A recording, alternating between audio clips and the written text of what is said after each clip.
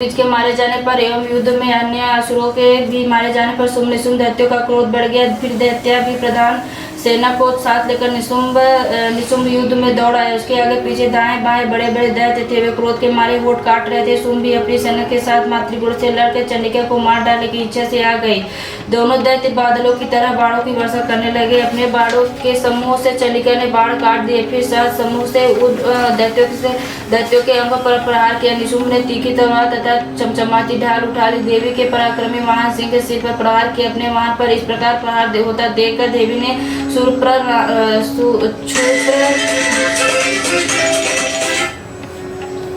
शूरप्र नामक प्राण द्वारा निशुंभ की बड़ी तलवार तथा 8 चंद्रों वाली ढाल काट दी। तलवार तथा ढाल कट जाने पर उस दैत्य ने शक्ति चढ़े सामने आता देख चक्र द्वारा उसने उसके 2 टुकड़े कर डाले। तब तो अत्यंत कुपित होकर निशुंभ दानव ने शूल उठा लिया और उसे फेंक दिया। देवी जी ने मुक्के के प्रहार से उसे भी चूर चूर कर दिया। गदा उठाकर फिर चंडिका की ओर फेंका। देवी ने उसे काट दिया और वह भस्म हो गई। उसके अनंतर दैत्यराज को परसा उठाया आता देख देवी ने बाण समूह द्वारा प्रहार कर उसे पृथ्वी पर गिरा दिया। उस भयानक पराक्रमी भाई निशुंभ के इस पराक्रमी धराशायी होने पर शुंभ क्रोध में भर गया और अंबिका को मारने के लिए सामने आ गया। वह रथ पर बैठा हुआ था। उसकी बड़ी बड़ी अनुपम पाठ भुजाएं थी। उसमें भयंकर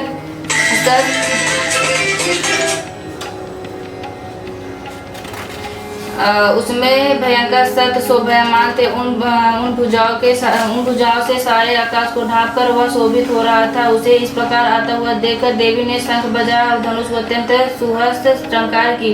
समझ तेज वध करने वाले अपने घंटे का शब्द करके उसने दिशाओं को भर दिया। तब सिंह ने भी बड़े बड़े हाथियों के महापद को दूर करने वाली बड़ी भारी गर्जना लगाई। उसके द्वारा आकाश पृथ्वी एवं 10 दिशाओं गूंज उठी। तब काली ने आकाश में उड़कर पृथ्वी पर दोनों हाथों से ताड़ना की कि उस शब्द से तो पहले के सभी शब्द मंद पड़ गए। तब शिवदूती ने अमंगल रूप अत्यंत अट्टहास किया। उन शब्दों से दैत्य डर गए। शुभ के क्रोध का पारा चढ़ गया। फिर जबकि अंबिका ने कहा कि हे दुरात्मा ठहर ठहर, तब आकाश में से देवता जय जयकार करने लगे। शुभ ने क्रोध पर आकर बरसाती हुई भयानक शक्ति चले अग्नि के पहाड़ की तरह आती हुई उसे देखकर देवी ने अग्नि की भारी उल्का से उसे हटा दिया। शुंभ ने फिर सिंहनाद किया उससे त्रिलोकी गूंज उठी। हे राजन, उस सिंहनाद का इतना घोर शब्द था जैसे कि वज्रपात हो। असने बाकी शब्दों को परास्त कर दिया। तब शुंभ द्वारा छोड़े हुए बाणों की देवी ने तथा दैत्य द्वारा चलाए गए बाणों को शुंभ ने अपने 2 उग्र बाणों द्वारा सैकड़ों हजार टुकड़े कर दिए।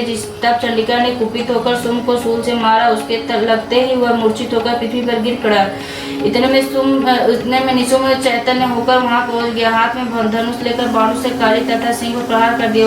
दानवराज ने अपनी 10,000 भुजाएं बना ली। फिर चक्रों का प्रहार करने लगा। तब घोर संकटों का नाश करने वाली भगवती दुर्गा ने अपने बाणों से वे चक्र तथा सभी बाणों को काट गिराया। तब निशुंभ असुर सेना से आवृत होकर चंडिका के वध के लिए हाथ में गदा लेकर बड़े वेग से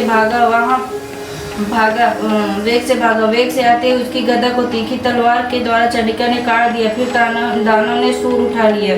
शूल हाथ में लिए उस देव पीड़क निशुंभ को आता देखकर चंडिका ने अपने शूल वेग से चलाकर उसकी छाती बीध दी। उसकी छाती के फटे उसी छाती से एक और महाबली पुरुष निकला। वहीं खड़ी रह इस प्रकार कहने लगा। उस निकलते हुए पुरुष की बात सुनते ही देवी आवाज करके हंसी और तलवार से उसका सिर काट दिया। वह पृथ्वी पर पड़ा। तब भयानक दाढ़ों वाला सिंह दाढ़ों से असुरों का सिर कुचल कर खाने लगा। वैसे ही काल ने तथा शिवदूती ने बहुत से दानों का क्षण भर कर डाला और कई सिंह के ग्रास बन गए।